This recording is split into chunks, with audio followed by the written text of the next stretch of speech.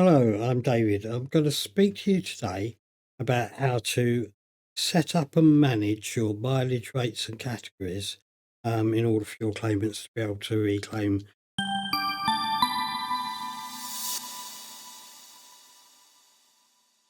A member of the admin team, you will have access to all the relevant areas. So we'll start off on the administration page. Mileage rates are one of the more complex areas of the system, and there are a number of admin areas that you need to be aware of. Firstly, under the general area, we have a vehicle categories section. Now, in here, you will see they've already been set up, and your site will have by default vehicle categories such as diesel 1600 cc or smaller, 1601 cc to 2000, over 2000. There should be now also entries for hybrid diesels and hybrid electric. They have not yet been set up on this site, but I will quickly take you through how to additional vehicles.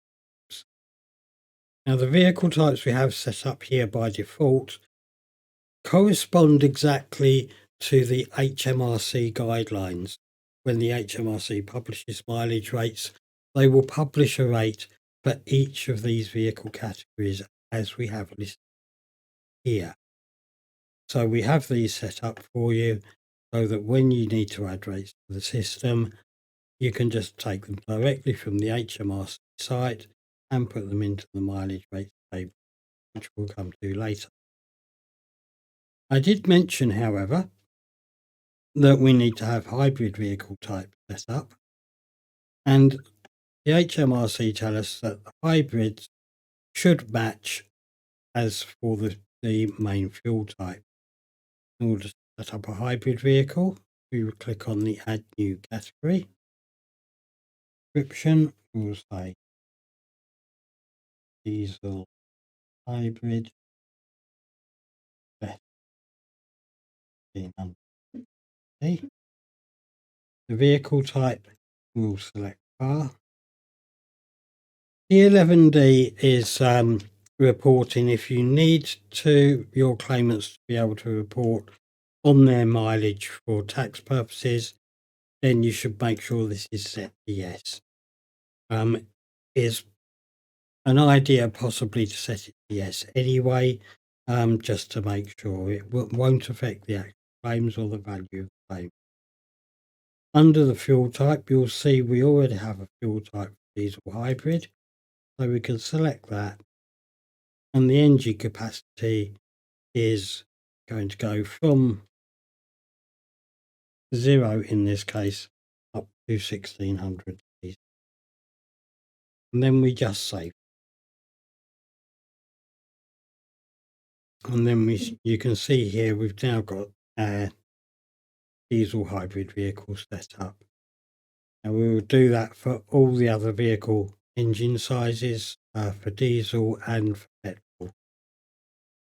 Once you have all your vehicle categories set up, then you need to think about setting up actual mileage categories.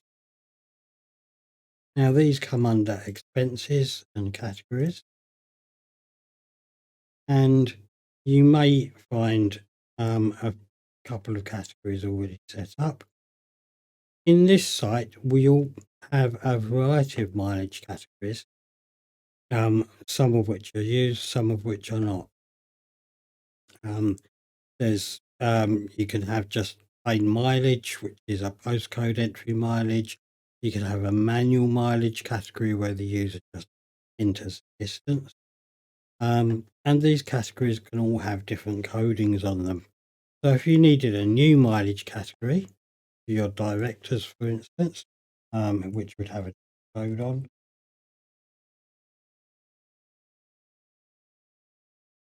you would set up, give the category a name, select the type as mileage. If you have a mileage category group, then you can make sure that comes under that heading. set the tax reporting.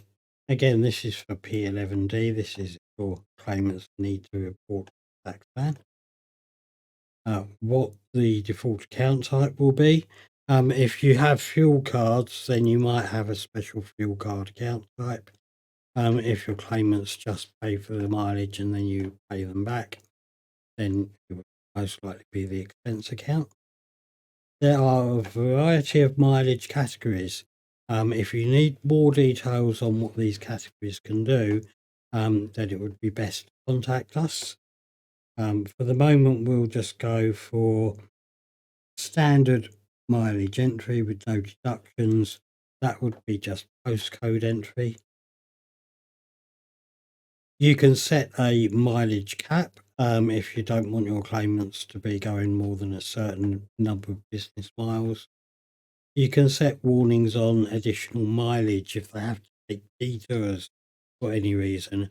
You can limit on how far that detour can reasonably be expected to be. You set your VAT rates on there. Now, for mileage, these VAT rates are on this category are only for reporting. They're not the actual rates charged. We'll get into that in a bit more detail when we look at the rates table. You can specify, again, as with standard categories, description, reference, etc.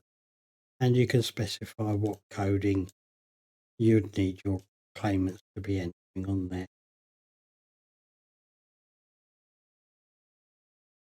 Lastly, you would make sure you give the category the relevant nominal code for your account system. Fill in any other coding that you need and then just save. Now, having set up the category, you need to now set the actual rates that your directors will be paid per mile. And for this, we need to go to yet another administration page. So we come on expenses here, and you'll see we've got a page here for mileage rate. There are a few things on this page. You have rate change points. On this site, they're set for 0 to unlimited miles, from 0 to 10,000 miles, from 10,000 to unlimited. We've put 1,000,000 miles as a cap for unlimited, and that is a yearly quantity. The reason we have a 0 to 10,000 and a 10,000 to unlimited is because, again, the HMRC rate specify that for private mileage, you can pay a certain rate up to 10,000 miles, but thereafter you need to pay less. So we actually have a breakpoint built in here, and the system will detect when a user's mileage exceeds 10,000 and automatically switch them onto the next rate. Okay, we're not going to add any new rates here. I'm quite happy with those ones. We also have here date ranges. Now, every mileage set of mileage rates has a date range. And the HMRC say that you're entitled to pay a claimant the mileage rate that was applicable on the date they made the journey. So we split our mileage rates up and we keep all the separate date ranges, the past ranges, and each of these ranges would have separate sets of rates set on them.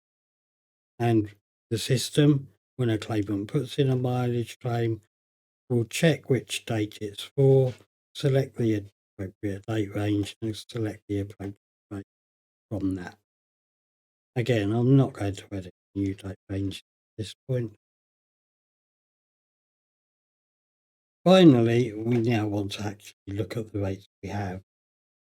So we'll pick the current date range. We can choose a new category, director's mileage. We'll look at it for the private vehicle rates at this point. And if we want to filter down very closely, we can look at a specific vehicle type. I'm going to leave the vehicle type blank for the moment and just refresh that. And you'll see this now comes out as quite a busy looking table, and it says on every entry, no rate available.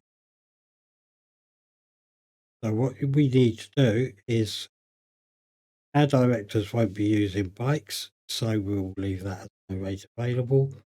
But we know they do have a variety of vehicles, both diesel and petrol. So for diesel 1600 or smaller, if we click on any of these blue pencils, we'll get all three distance ranges. And as private rates, we're going to pay them 45 pence per mile up to 10,000 miles.